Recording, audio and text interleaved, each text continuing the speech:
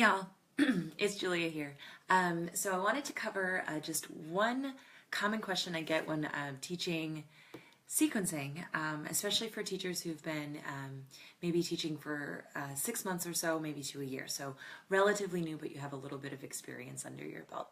So one common question that I get is, how often should I be changing my sequence, or should I be changing my yoga sequences every week?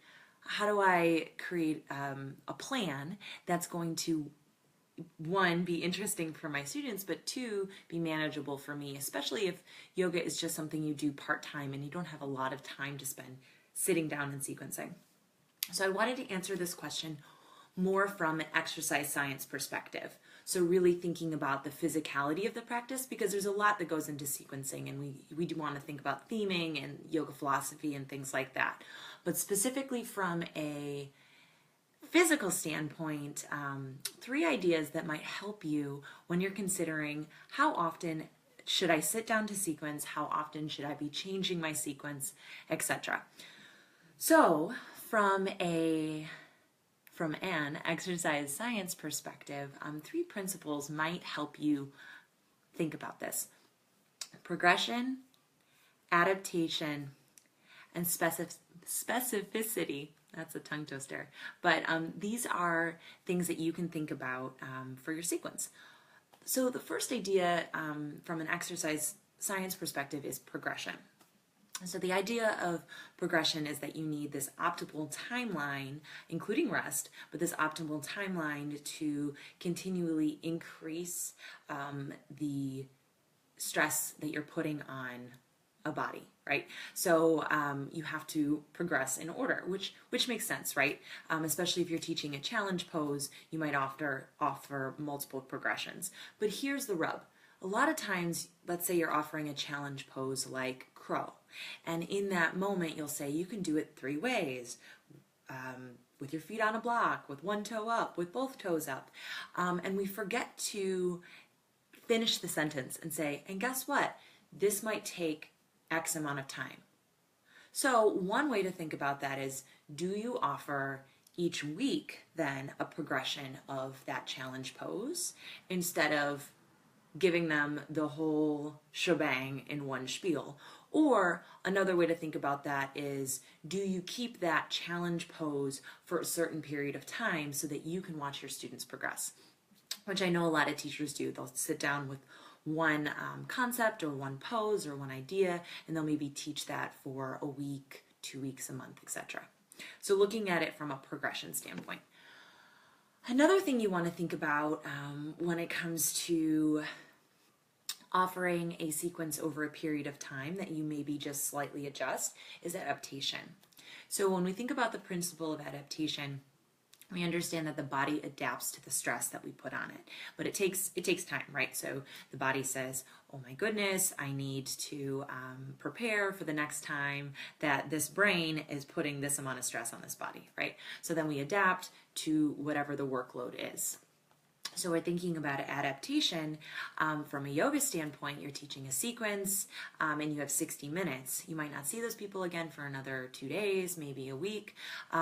One, they're probably, just from a logical standpoint, they're probably not going to remember what you taught last week, or at least not exactly. But 2, they probably come back with a little more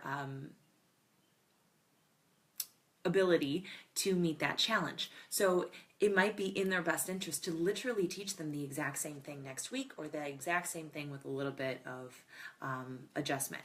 Now, over a period of time, if you're teaching them the same thing over and over and over and over and over again, and it never changed, right? You haven't added anything new, you haven't changed the variables, nothing is different than the first time they entered that sequence, then they're going to adapt to meet the demand of that specific sequence, right? So there's no new change or new stress or new challenge being added.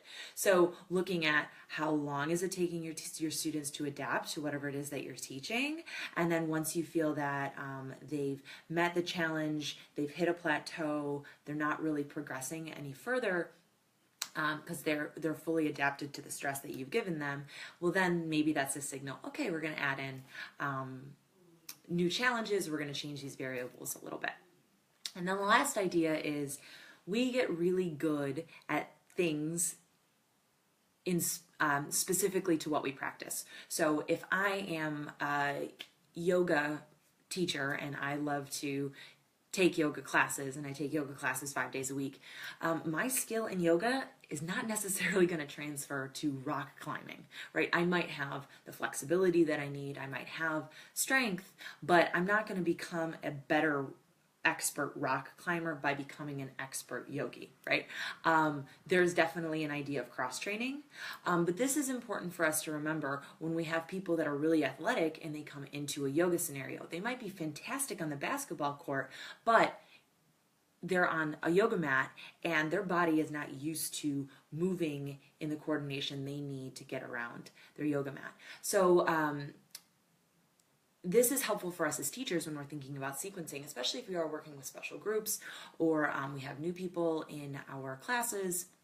Just because they're super duper athletic or just because they love to swim or they love to bike or whatever, we can't assume then that their body also has the coordination that it needs to go through sun salutations and chaturanga and maybe a fancy sun bee or a heat building sequence that goes from pose to pose.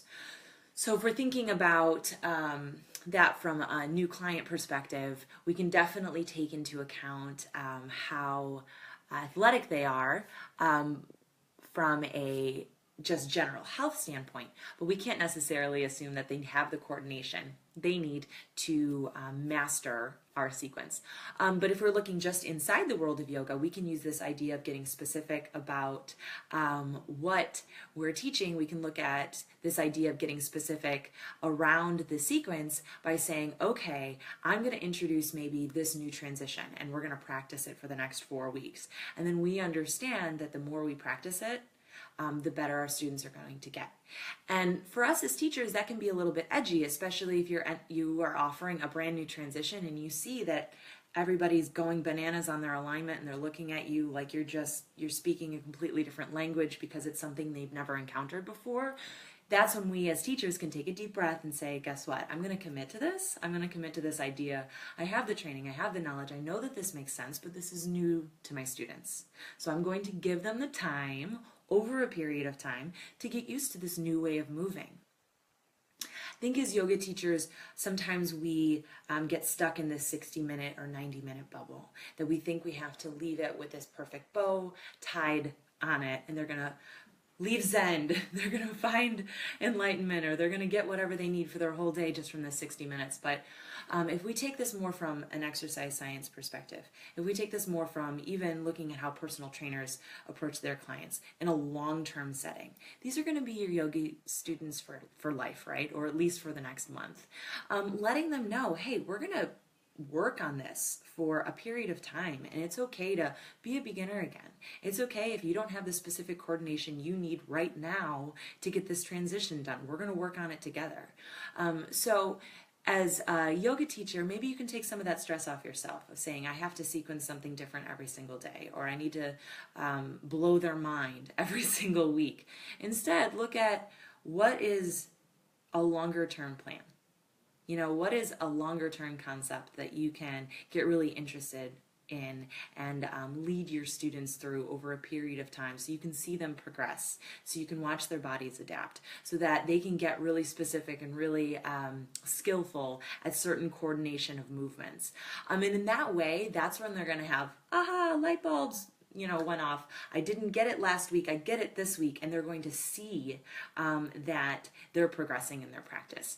And obviously, this entire conversation that I'm offering right now is very focused on the physical, because we do know that there's other elements at play, how they're coming in, what their mindset is, how much they want to go into your theme or the yoga philosophy. But from strictly a physical standpoint, if we can look at these things as, guess what, this is a physical practice, there are elements of exercise science at play, it helps us as teachers to just understand that we need to take care of bodies in the way that science asks us to. We need to give people time to progress, give people time to adapt, give people time to cultivate better coordination, and also be really compassionate to ourselves when they're hitting walls and they're getting a little frustrated, or maybe there is a plateau, because these are natural things that happen.